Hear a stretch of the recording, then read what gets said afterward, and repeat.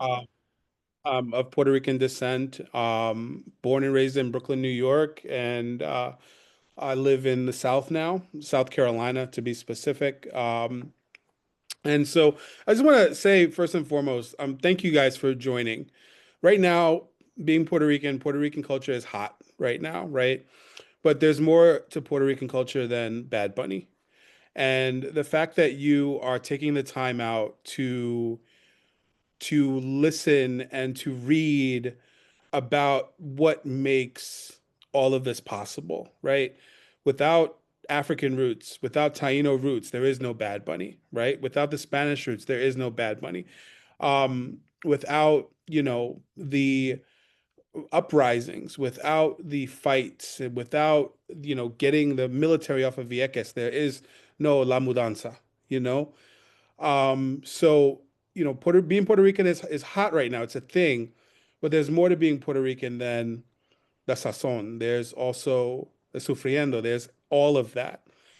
So with that being said, hopefully we all read the prologue and also the first chapter. There's a couple of things that we're gonna figure this out. We're gonna, make this work. Um, One of the takeaways that I saw from the prologue was where the author said Puerto Ricans weren't just forced to migrate, but they were forced to have a different understanding of Puerto Ricans, of Puerto Rico, of the island itself. And one of the things that I really wanted to ask is, with that wording, how has the forced migration of Puerto Ricans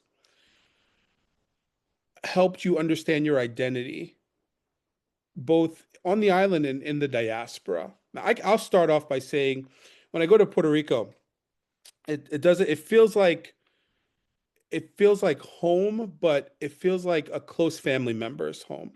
Like for me, Brooklyn will always be home, right? It will always be somewhere that I am from.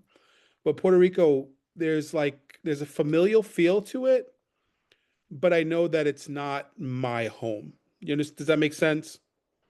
So I guess I want to pass that question on to you. Does anybody want to come on camera or off mic and tell their own story? And we only have about an hour, so let's try to keep it 2 to 3 minutes if possible. I'll say a little bit.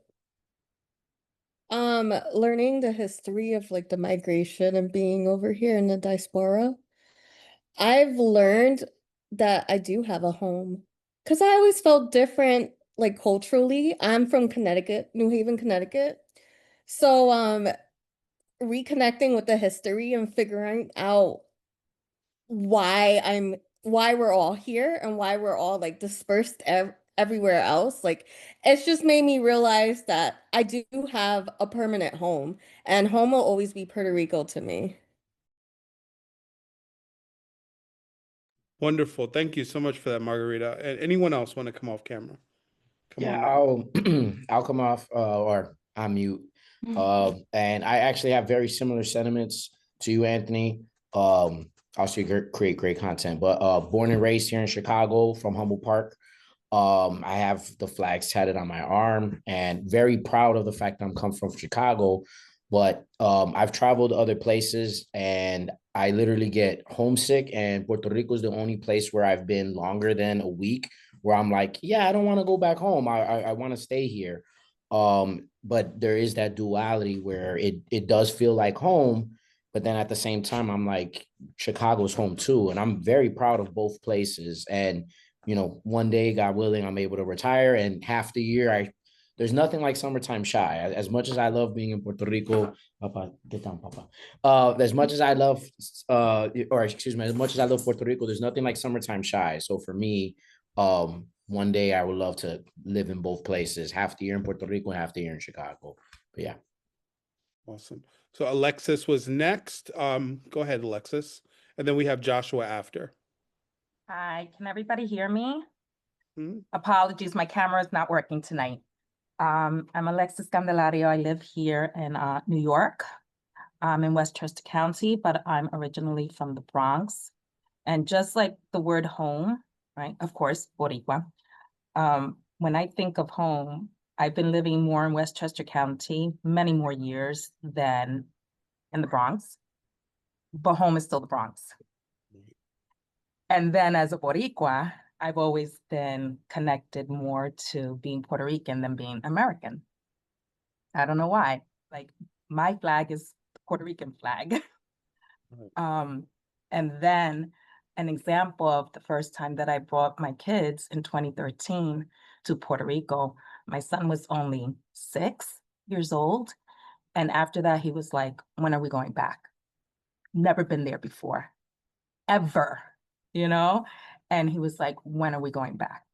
And now my kids, they're young adults and they're there constantly because there was something in them that made them feel Puerto Rico is home. Thank you. Thank you for sharing that, Alexis. And Joshua, you're up next.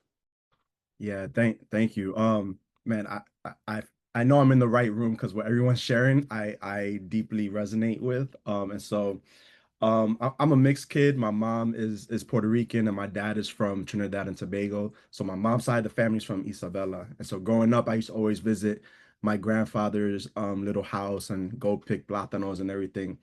And you know, I hadn't been there in quite some time, and maybe I went back for the first time in a long time, maybe like 4 or 5 years ago. Took my then girlfriend, fell in love. Every time I go back, it feels like I'm supposed to be there. And I have stronger ties with that side of my family um, than my father's side. And so much so that I actually got married in Puerto Rico this past July. And now my wife, we're talking about like wanting to build a life there on the island. I'm born and raised in the Bronx. That's where I'm at right now. And I feel like I love the Bronx. It's great, but when I think about the rest of my life and my future, I want to spend it on the island. I just have that deep connection, and I'm still trying to figure out why it's so deep. But yeah, thanks for letting me share. Of course, thank you, Joshua. It's something special about finding your roots. And okay, so Nadia and then Tari. So I was born and raised in Puerto Rico. So at the age of 11, my parents moved to Milwaukee, Wisconsin. So I'm right next to the Chicago. And for me, it's like Puerto Rico always feels like home because here being in Milwaukee and like going through the motions of like middle school and high school and college, it always felt like it was like I really don't belong. But then going back to going back to Puerto Rico, sometimes it feels like something is missing. So now it's like this duality, or I'm like, where do I really belong? But then it's like going back to Puerto Rico reminds me, like the more I visit, the more I go to places that remind me of Puerto Rico, the more I feel like, okay, yeah, this is definitely home for me. This is definitely where I'm like comfortable and I can put my defenses down and I could just be Nadia. I don't have to worry about being a mom of a colored child and having a child with worrying about what's going to happen to them, worrying about everything, but it's just, I could just be Nadia. I don't have to worry about everything else that is disrupting my peace right now. Thank you for sharing that, Nadia. And so we have Tari. Hi, I'm so happy to be here. So I have an interesting story because I was born in the Bronx till I was about 5, and then I was in New Jersey, and then my parents got divorced, and I moved to Puerto Rico because my mom got into a relationship out there, and my grandmother ended up moving there and from New York, Manhattan. Um, and I had this love-hate relationship when I was there because I was like, I didn't speak the language. I had a hard time in the beginning. And then over the years, we'd always go back to care for my grandmother to spend time. And it just started growing on me. And then as an adult, I went right back to New York when I was there for 2 years. I lived there, and then I was in Florida. Anyway, started having to go back because of family issues. But for me, when I'm there, it's like an ecosystem. It's like my whole equilibrium. I'm just like in a state of I don't know. It's like I'm thirsty when I need and I'm quenched. I wake up with the sun. I go, it's dark, let's go to sleep. Like it's just this like beautiful symbiotic connection that I feel. And now my grandmother and my aunt aren't alive. I have some other distant relatives there, but I go as often as I can. And I also would love to live there one day. I lost track of who's next. I believe it was Kayla. Is that Kayla, go ahead. Sure. So I was born, raised Humboldt Park, South Side, here in Chicago. And growing up, I always felt like I was kind of like the snowbirds. Everybody would spend half the year in Puerto Rico and half year. So growing up, I spent all of my time off in Puerto Rico. Um, Mostly due to because my mom was a single mom and my grandparents live in Puerto Rico, so would always send me over there. So it's always felt like a second home for me. My grandparents have my own room. It literally is like a shrine of like all of my stuff from the 90s and 2000s. So they've kept a lot of my old stuff. So I feel like it's again similar, very split. Um, but there's the other half of my dad's side that's from El Campo, San Lorenzo, that I've never really been able to tap into.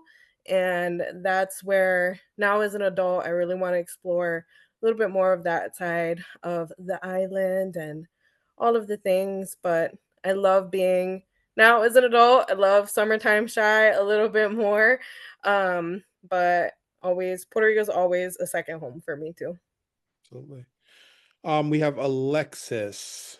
Go ahead. Hi everyone. I'm from Jersey City, New Jersey. Grandparents migrated here in the 50s, so they were part of that whole wave of Puerto Rican migration. And grandma moved to Manhattan. She loved the city. That was like her thing, her jam. Little girl, she dreamed of being in the city her whole life, and then she was only met with racism. She presents as a Black woman, so she got hit with both you're Black, we don't want you. Oh, you're speaking Spanish now? No, we really don't want you too. So she got hit with a lot of that. But I will say, especially reading this first chapter, it took me a long time to learn our history. You go to school, nobody talks about it. We don't understand. I don't understand. I didn't understand for a long time who I was, and I had friends. I lived in Jersey City, so very diverse community, but I had friends who knew all about their history and all about who they were and things like that. And I just wasn't somebody who sorry, just wasn't somebody who had learned that.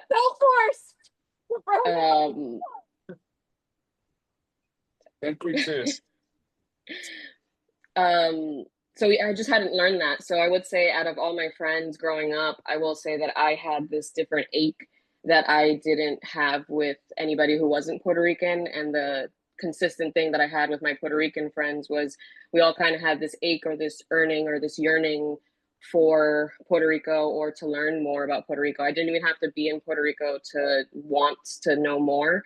And then the second that I started reading, the first book I read in high school was Boricuas, which I cannot remember who it's from, but it's like a collection of like poetry and some history. And it was gifted to me. Great book if you haven't read it. And that kind of kickstarted everything. But I will say the ache and the craving and the want of Puerto Rico has been with me since a little girl. So I kind of want to satisfy that ache, or somebody said like their thirst is always there.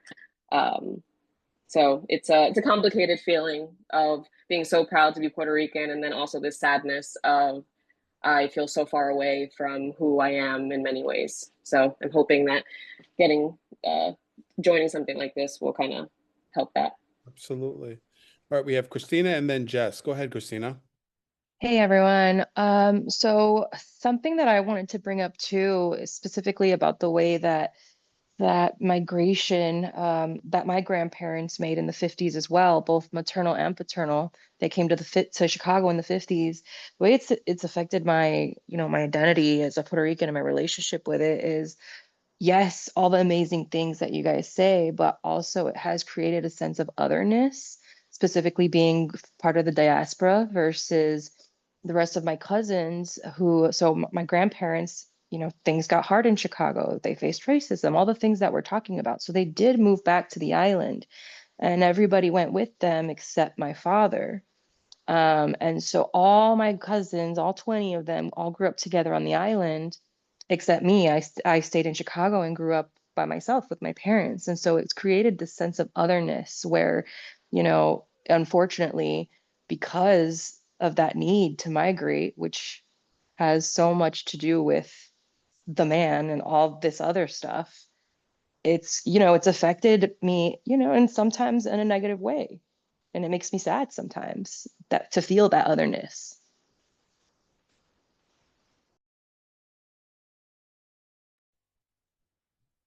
Yeah, it's hard to be away from, your heritage and your roots. And so last but not least, we have Jess Colasso. Thank you. I want to say that I deeply relate to what she was just sharing. I think I often feel anger when I think about the forced migration, right? Like my grandparents thought that they were coming for the American dream, and then I'm here and I'm like, this place sucks. Um, and so I have to check that very often. Like I grew up in Paterson, New Jersey. I moved to Pittsburgh to go to college, and I felt without a large Puerto Rican community anymore, like, oh shit, like I'm alone. This is weird. Um, so I'll say that like Puerto Ricans have been the salve of like that anger of whenever there's a community. Now I live in Philadelphia and I can be here because there's a large community of Puerto Ricans. But when there's not, that's when I feel um that like anger rising up of like, yeah, why am I here? Like I could be in a beautiful island living a life. Um that even if it's like there are downsides, it's a beautiful place as opposed to this like concrete mess that I'm in the Northeast. Um, so, when I do my intro to people, it's like I'm Jess Collazo and I'm Puerto Rican. Like, and I get that out like as soon as I can because there inevitably are going to be questions of like, you don't seem American or, like where are you? What are you? Like one sentence, I'm Puerto Rican, do with that what you will. Um, and I'm very, maybe not defensive, but very protective of that identity and maintaining it. Very good. Thank you guys all so much for sharing. There's so much to take away from this. And just looking at the comments, oh my God, I hate that question. What are you? It's very rude. I agree. It's like we're, like classifying people as like an animal. Like that's what you say to like somebody who has a dog. Like, what is that, Um, so let's move on to the second chapter, well, the first chapter after the prologue, with the discussion about the Taínos. And I wanted to ask, one thing that I took away from this is that the Taínos were a very maternalistic culture. They leaned a lot, like when they were talking about the chiefs, a lot of times they went to their mothers and asked their mothers about what they should do. And there were cacicas, the women chiefs. And, it's really something that I learned about the Taínos that really took away a lot of the stereotypes that, unfortunately, for a lot of us are rooted in white supremacy, and the idea that the Taínos weren't anything until the Europeans came and made them something, right? Um, but I wanted to ask, I wanted to leave the floor open. What did you learn beyond stereotypes? What did you learn about the Taino people?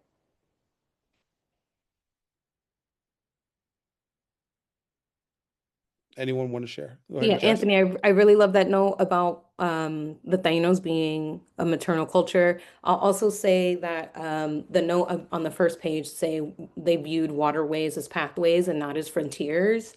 That like deeply settled me in that, yeah, this is an indigenous culture and this is like one of the main differences between them and the Spaniards.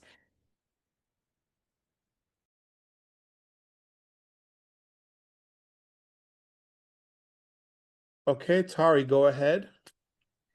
Yeah, I found very interesting. I've read a bit about Taino culture, and I found the correction of the narrative that they were very docile just really laying it up front and then just making the case in the following pages, I think was really helpful, because I think there's this, like, the whole noble savage thing, and like this whole thing about like the origin stories and everything. Like, I just loved how it was addressed. And in a lot of the books that I've read that are some of the sources I saw in the book, that still was the takeaway that I still had. So I really appreciated that it was corroborated and just like cut it off very quickly up front.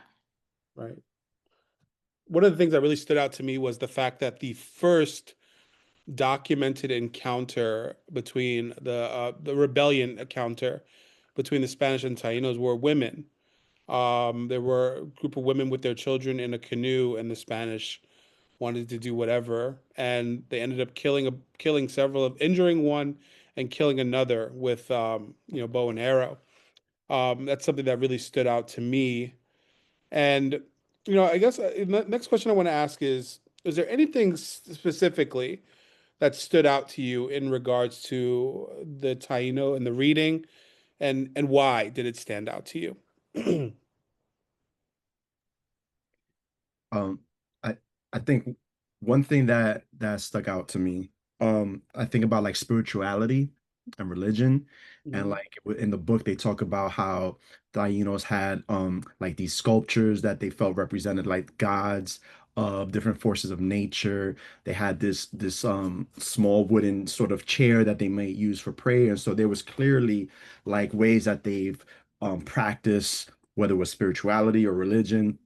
But then I just think about like today and how much religion is playing a role in sort of the erasure of the entirety of people, and how Tainos were subjugated to that when, folks started to come over and evangelize, and throw Catholicism and Christianity onto them. And so that was one thing that I just thought about, is like spirituality already existed.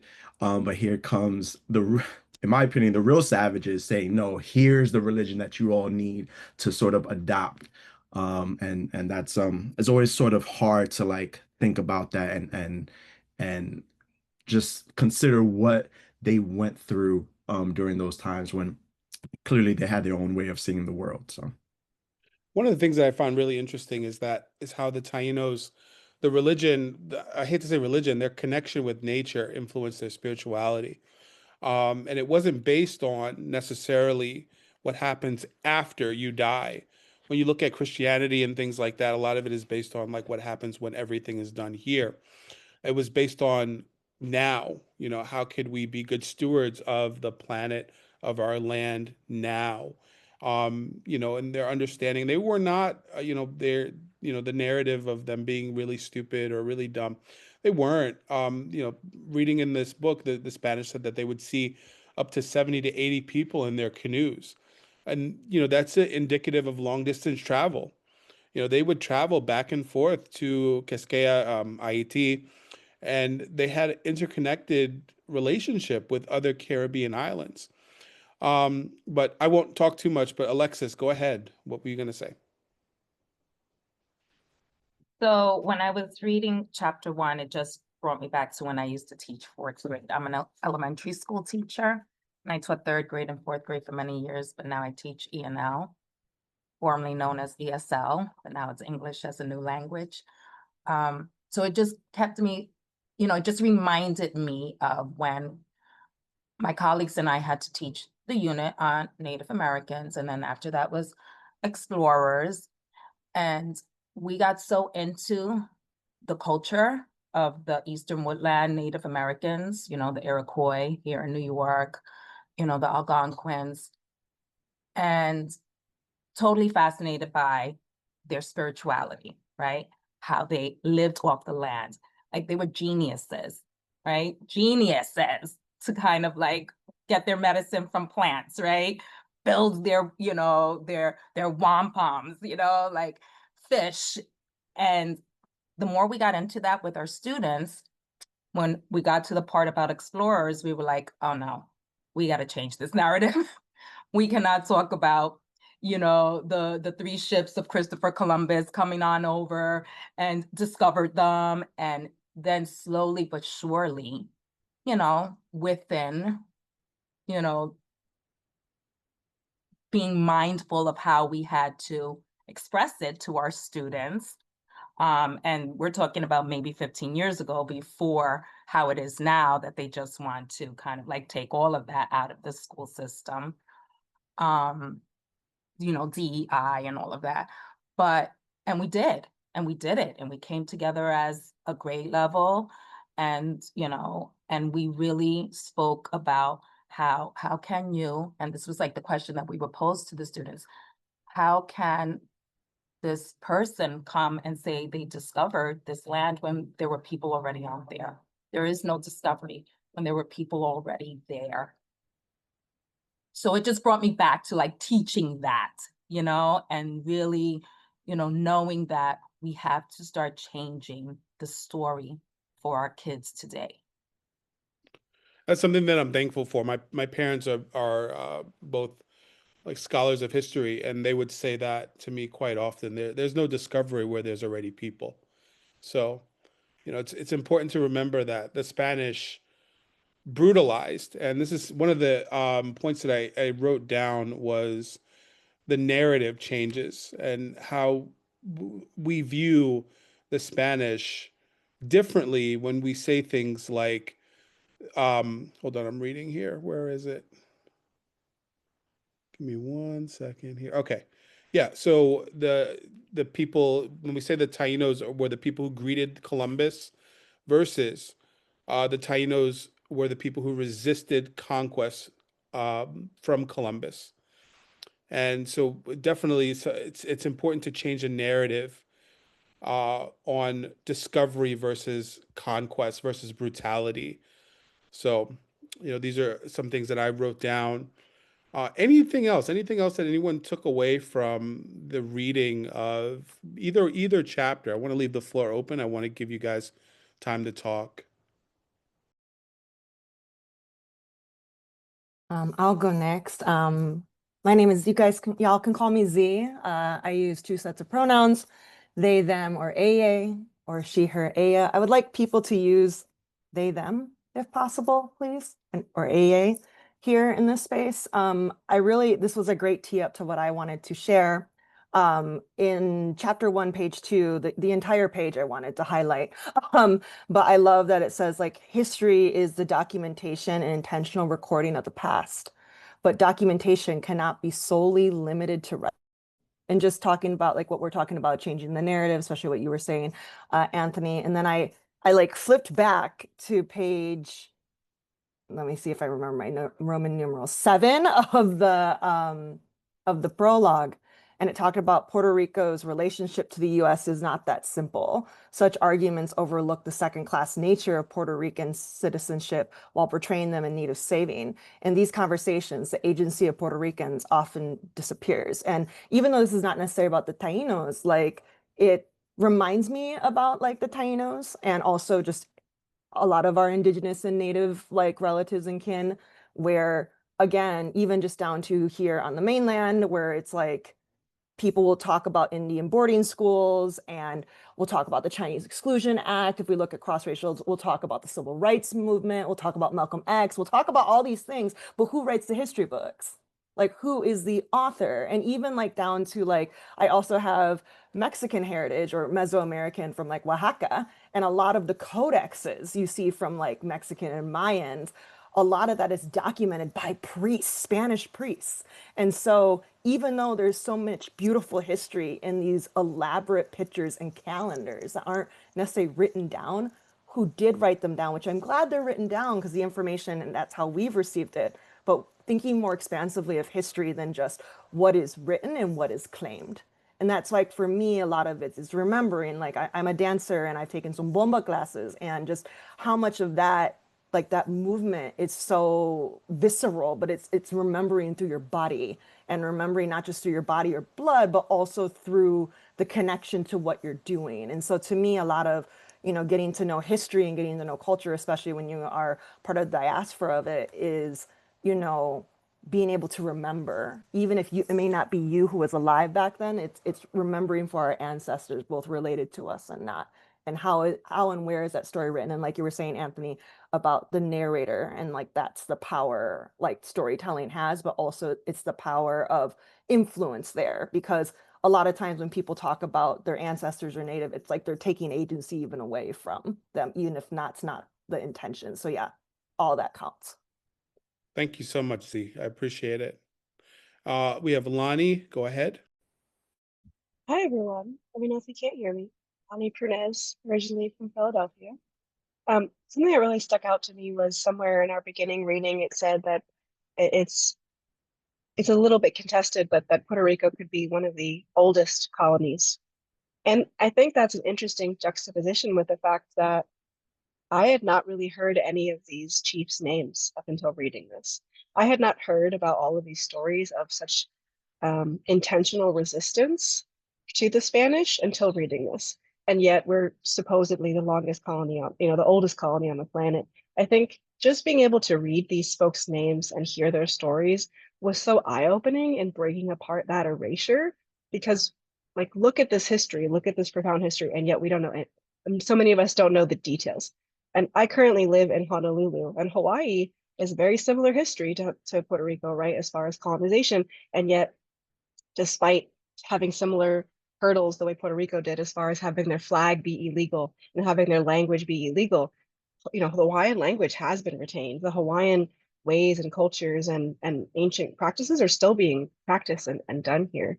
So somebody mentioned earlier that thirst and that longing, just being here and seeing the way that this culture has maintained itself, it made me so sad. And yet to read these chiefs bring about resistance, to hear about these groups who fled completely when Columbus came back. Before he even came back, they were like, nah, we're just gonna go. We're gonna just evade this man.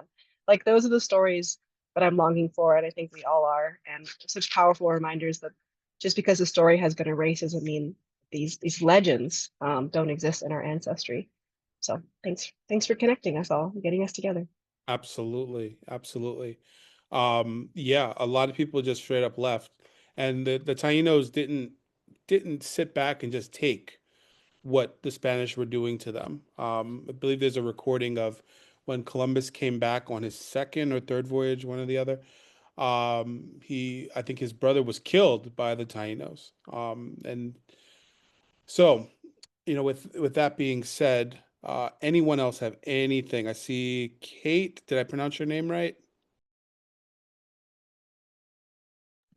Of course, now I can't unmute my phone.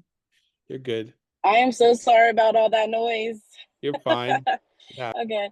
I just wanted to say, I kind of missed the first part as well, but like, just bouncing on what she just said about the Chiefs and stuff when I was reading, it was just kind of like what you said. It was the first time I was like hearing about any of this and these names that are quite important, honestly. And everything that we read so far is so important, but I'm currently homeschooling my children to kind of write our own history for that, like make sure that they get our history and make sure that they're informed and educated. I'm privileged enough to be able to stay home with them and do this, and it's so important that this book is so nice because we're going through the we're in what's third grade, and we're learning about all this stuff, and it's just nice to be, the curriculums out there are not sharing this information, and a lot of the books start out with like, Columbus the discovering of Americas and all the triggering words to me, and just like being able to have this along for myself alongside with what we're doing for my children is, I'm hoping that it can change the next generation, and also for all of us to like share it with the next generations to come, so we can like save our children from confusion about who they are and where they come from. So I don't know. Sorry if that doesn't make any sense, but No, it makes 100% sense. It does. It makes a ton of sense. One of the highlights of my journey as a historian was, I was young. I went to the Schomburg Center, and I saw people that looked like me that were making a difference outside of the Malcolm X's and the Martin Luther Kings and things like that. And as many of you probably know, Arturo Schomburg was Puerto Rican. And, you know, if you don't know who you are, you don't know where you're going. And it's as simple as that. Whether you're black, white, Puerto Rican, you know, if you don't know your history, then you're doomed. You're doomed if you don't know who your people are. So definitely agree with you, Kate. Does anyone else want to come off mute and give their perspective off of any of the chapters? Julius, I feel like you had your hand up, brother. You want to go? Oh, I appreciate that, John. I was gonna ask if you, but that's fine. Thank you. I do want to kind of connect back to what Alexis was saying as well as Z. I'm a former educator myself. And I taught middle school social studies, and one of the main things I was really proud of was being able to bring voice to essentially the Tainos. I was able to teach a bit about not only the Tainos and Arawaks, but also the indigenous people all throughout Central and South America. So the Incas, the Mayans, the Aztecs as well. I felt like that was super important, being able to teach that history to my students, as well as teaching West African history as well, because you don't hear those stories. And literally that is a part of every aspect of my students in Chicago at the time, right? Like that's all their history at once. So I think that's super important, being able to tell those stories. And then I guess the one thing I want to talk about from chapter one that really stood out to me was also mainly because I'm a huge fan of Rick and Morty, and they did a piece in those little those short stories that they do when they're doing commercial transitions, where they literally did the assassination of Diego Salcedo, where they showed Rick and Morty showed that happening. And I remember looking at that, and I'm like, wait a minute, is that like is that the Tainos assassin? Sure enough, like I looked it up, and like that was the history behind it. So then of course, like reading this, and I was just like, this is fucking awesome, excuse my language. I love that history, seeing that, we were not docile, to know that our people were not just like, oh, this happened to them. And there's a lot more. There's a part where he says, he doesn't want to get into it. But one of the things, and I taught this to my seventh graders, was like, they basically had a quota for the Tainos to find gold. And if they didn't find the necessary amount of gold, they would cut off their hands. And this is kids 10, 11 years old that they're doing this to. And excuse me for being a little graphic here, but this is the stuff I want my students to see, to understand that our history is not, they try to whitewash it, they try to make it pleasant, but that's not okay. And we need to understand that this is what we came from. And even then, while we have so many great things that have, people have fought for, we say Martin Luther King, we say Malcolm X, Pedro Albizu Campos, we have all these people who have fought for where we are now, and which, it's still not enough, right? So that's what I wanted to share. Yeah. One thing I took away was that the Tainos did not worship the Spanish as gods. They saw them as human beings, and they were human beings, and they didn't think that the horses were attached to them. They weren't some, juvenile-minded people. They knew who the Spanish were, and they knew that they were coming before they even came. So, the next person was Liana. I don't believe you haven't had a chance to speak. I'll let you go next, and then you can go next after that, Joshua. Hey everyone. Yeah, I just wanted to share how powerful I thought like the idea of survival over time has been. I before reading this, I never really considered like the genocidal aspect of the colonization. And I think it's just really powerful to think of like how how the people had to continue to survive for us to be sitting here right now.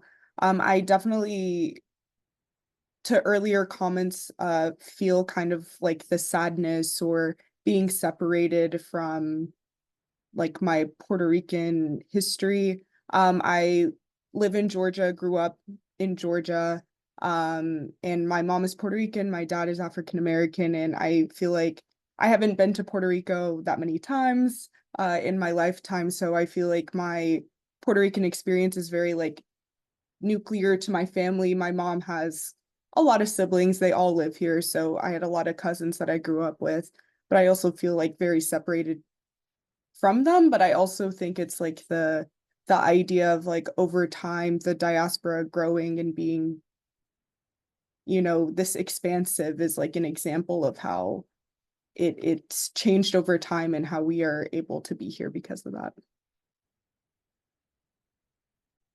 Go ahead and Joshua.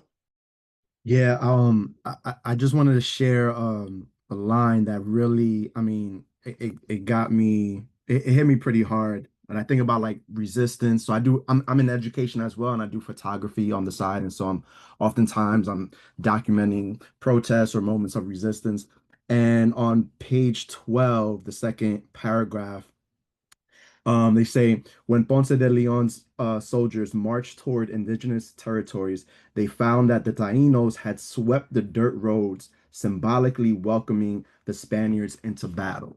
And just like that visual, right, of just like, listen, we know we are outmanned, we are outgunned, but we are going to resist until we can't no longer. Like that just, it hit me in all the feels. And it makes me think about like, that is carried in my DNA, right? Like that lives in us, that willingness to sacrifice and fight, not be docile, not, rather die on my feet than live on my knees type of mindset. It still exists in us today. And so I just thought that was really powerful.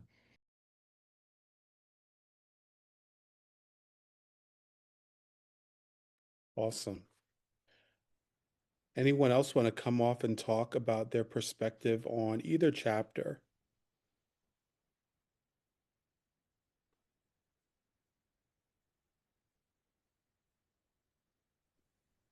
I just want to add a note that I think in the beginning of the prologue, when she talks about like, you know, the beginning of a sovereign nation state, like when does being a Puerto Rican begin? Like, where does that come from? There's a lot of like discourse right now about, who's Afro-Latino versus who is like indigenous, Puerto Rican, and those conversations. And, people get, I think there's like a lot of confusion of like our culture has become a mixture of the Taino, the Spaniard, and, the Africans that were enslaved on the island. Not necessarily all of us have that DNA, but our culture carries that. Um, and so, just thinking about like, well, when does being Puerto Rican begin? Like, where does all of that history come from? Not how many people can actually trace their roots back, and how far does it go? Like, we know we're Puerto Rican, we've always been, but where does that feeling or that history come from? I thought is like a really interesting question to ponder. Yeah, it's really that I love that. Because you have a lot of people that will say, "Oh, you're not born on the island, you're not considered Puerto Rican, right?" And then you have people that'll say, "I'm Puerto Rican whether I'm born on the moon or not." And I have family members that are both. I have family members that don't consider me Puerto Rican because I wasn't born on the island, jokingly, but they're serious. And then you have people, who are in my family that consider me just as Puerto Rican as anyone else on the island, right? So the aspect of when you become Puerto Rican, when that hits you is interesting, and it varies person to person, and it could become a very big point of contention in our culture. There's people get very animated about it, especially when if you're not born on the island and you speak for and you speak about Puerto Rican history, then all of a sudden it's why are you speaking about our history? Or it can become thank you for speaking for our history. So it varies person to person, but it's very interesting. One of the things that I found really interesting was the idea, well, not the idea, excuse me, when the author is writing about his grandfather, right? And his grandfather looks at his house and he says, I'm never coming back here, right? And then it makes a full circle, and his grandfather ends up dying in 2005, right down the street from the house that he was born in. Similar story. My grandfather had a sixth grade education. Seemed like a lot of Puerto Ricans back in the day stopped education at sixth grade. Um, he had a sixth grade education, moved to New York, met my grandmother, and then didn't want to go back to Puerto Rico, but he had five kids and he got sick, and then he was dying, and then he had to go back to Puerto Rico, and he ended up dying in the same town, San Lorenzo, that he was born and raised in. I was wondering if anyone else has a similar story, because it seems like when you look at the history of, especially during Operation Bootstrap, there were a lot of hardworking, very undereducated Puerto Ricans that seemed like they were forced to move. It was very like strong-handed.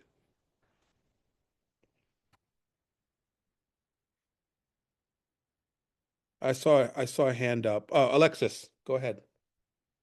So my dad was born in Puerto Rico, and he came over here when he was 9. He's one of 10.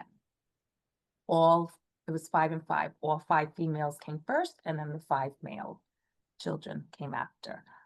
I believe my grandfather came first. He worked on the sugar cane plantations in Puerto Rico. I believe he came to the Bronx first with some of the daughters, some of my aunts as teenagers. And they were put to work in the factories here in the Bronx right away, because then they were working to then bring the brothers over until finally everybody came over, 1950s as well. Now I'm thinking I need to like sit with my dad and talk to him more and ask him more questions, because it seemed like it wasn't a forced, like the story that I was told, that it was my grandfather wanted to make a better life. He wanted to bring his children over. So now I'm just curious if maybe even my father understood as a young boy that it was a forced migration, because my grandparents then lived here in the Bronx for many years. But then they went back. They went back to Bayamon, you know? So this is just making me a lot more curious to find out, like, what is the real story? And does my dad even really know? Right, right. And one thing I find really interesting is that Puerto Rico is a fun place to visit now, but it wasn't fun. If you go to the Library of Congress and you look up Puerto Rico, in the 1950s, 1930s, 40s, there was a lot going on. There was a lot of disease. There was a lot of poverty. And so when people left, a lot of times people left to escape that. So it could be for your dad, it wasn't a forced migration, but I do know for my grandfather, it seemed like it was, because they were nationalists. They believed in Puerto Rican independence, and it wasn't really a safe place for them to live. So,